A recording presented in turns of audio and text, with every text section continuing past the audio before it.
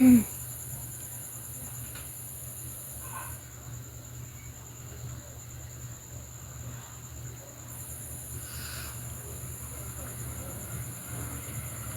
Bella Bell.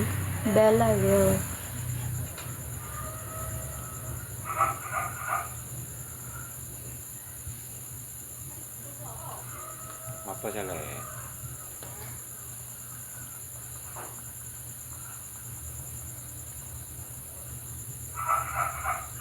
Thank you, Jamhari. Taga GB, taga Tubahon.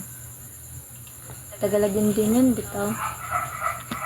In case ko kakabalo sa Tubahon, taga Lagindingan ko.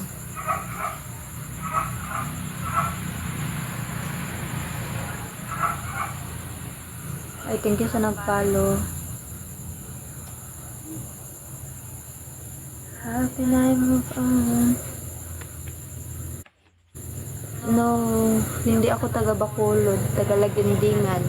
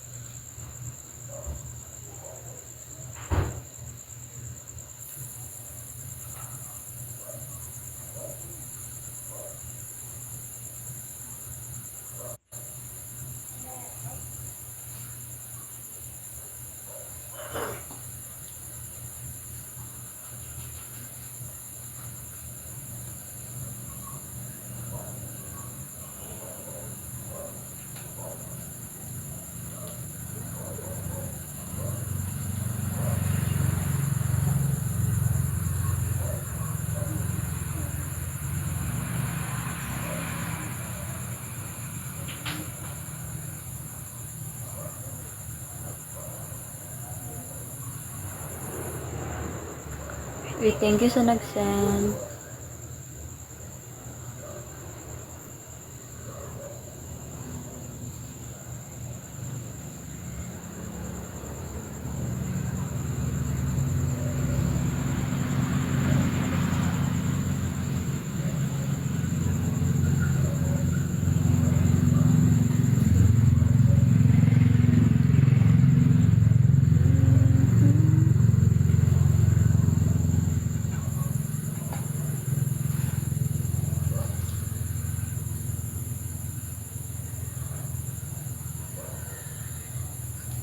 May tao dito sa likod.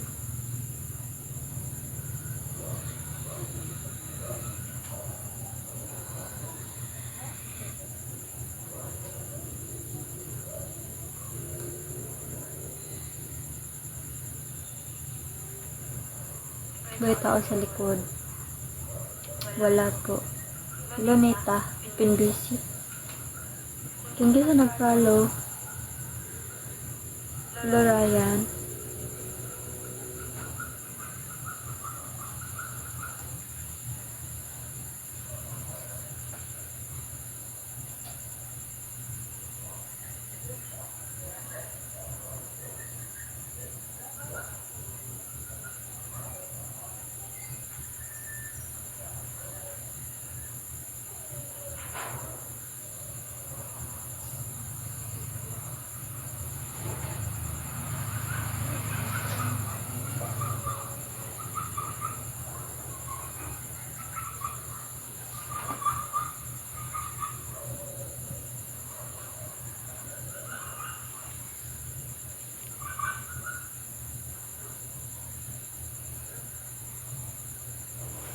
Mas maayo na anak kay busog. Thank you, Born. Thank you so much. Hello, Basman. Born new. Thank you, Born new.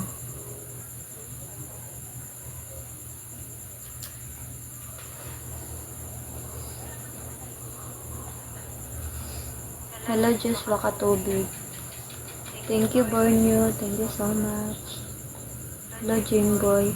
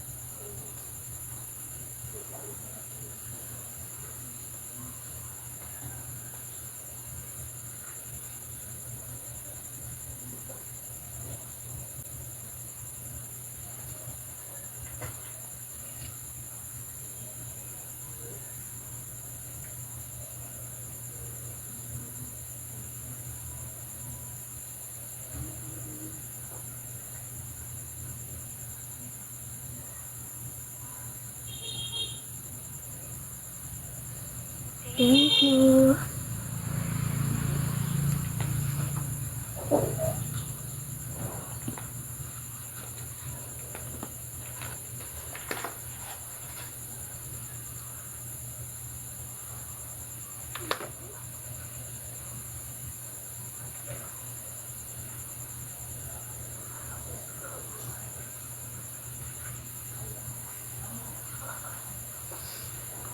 Thank you, Arca. Thank you for the clap. Clap your hands.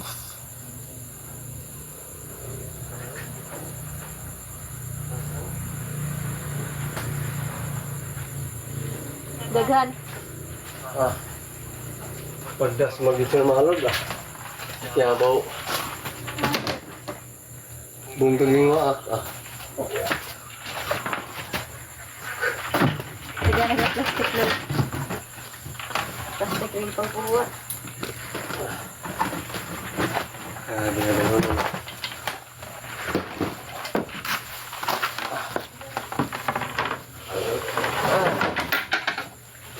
Yung Japon. pedas magitur malog. Tinaw. Sa lambakon. Ano yung ganyan? Nah. Ano yung tada? Ipat ka bo? Ipat ka? Hindi.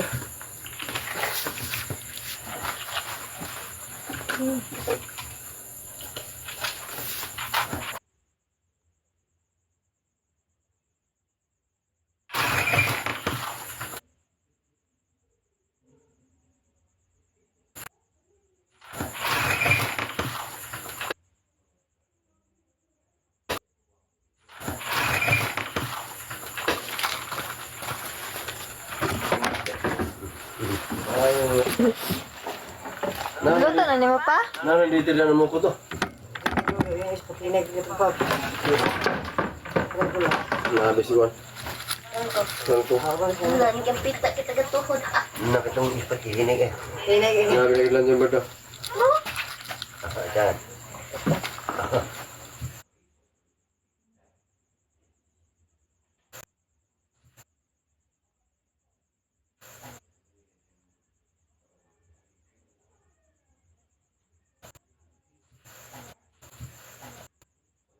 Ito to.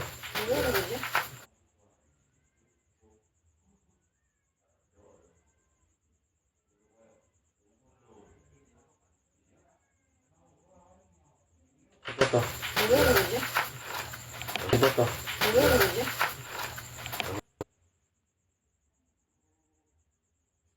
Ito to.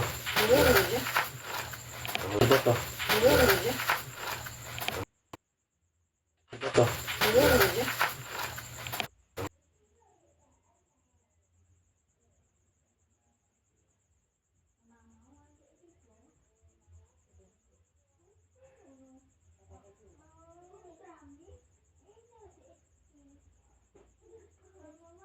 On the go, you're making us Britain's news channel and Britain's radio station.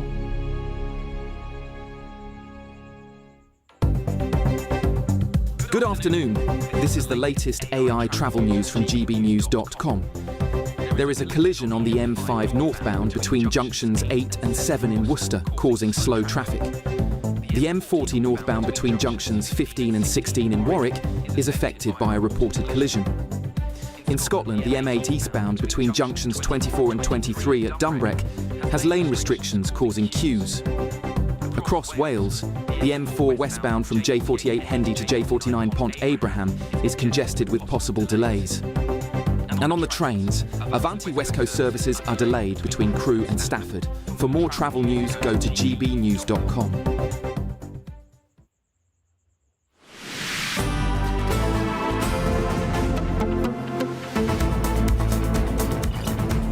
Good afternoon, Britain. It's now 38 minutes past 1. Now, a foreign aid row has broken out after the government signed off sending £153 million of taxpayers' money to Pakistan. Yes, that is despite the country refusing to take back grooming gang leader Shabir Ahmed. Currently, Downing Street is said to be doing everything it can to deport the Rochdale rapist, but it doesn't seem it's going to do that. Well, we're now joined by the leader of the reform group in Oldham Council, Lewis Quigg. Lewis, thanks indeed for joining us. This seems like an extraordinary decision of the government, given the testy relationship we have with Pakistan at this moment in time. It's a bizarre relationship and something that I'm quite curious as to how they think it's going to be value for money at all, given the way that foreign aid has already been spent in that country. Just to point out that there's small things that can be done, Tom, from specifically at a local level. That on the 14th of August is Pakistan Independence Day, and across a number of councils in the northwest of England, there are flag-raising ceremonies for Pakistan. And I'll be curious this year to see whether there's a direction to say, well, given the bad relations that have now occurred with Pakistan, who seems to be up in the rhetoric, that whether town halls in the UK should be doing this at all. You know, we have consul generals turn up to mayor-making ceremonies to, celebrate the diversity of modern Britain, so to speak. But yet we are facing this man who we cannot seemingly deport, who has committed some of the most heinous crimes in criminal history, to be told by the Pakistan government, thank you very much for the £153 million blank cheque, but we're not taking the criminals that we basically sent over to you. It's a complete farce. But how stupid are we? I mean, seriously, I don't even know why they're muting this and having the conversation about giving this foreign aid, because that is one of our levers. So stopping Shabana Mahmood and all the team there who are prepared to sign this off from actually saying, hold on a minute, we're not going to sign this off until you take back one of your prisoners. And this is not something that hasn't been happening in the past as well. We've had difficulty sending people back for some time. It's a lack of political will, and I think there's a broader strategy at place where they basically are more scared of what Pakistan will do than what Britain will do. I think the fact that we are prepared to hand over £153 million and get nothing in return is bizarre. If this was the United States, Donald Trump would be going, well, I'm sorry, but if you won't take them back, we'll cut all funding through USAID, which is effectively what they did. There's no visa bans in place. There's no restrictions on visas at all. We seem to be just basically saying, paying lip service to the people of this country while giving money to Pakistan. That's money that could be better well spent elsewhere, or even better still spent in Britain, because that's where it should be spent. Well, Lewis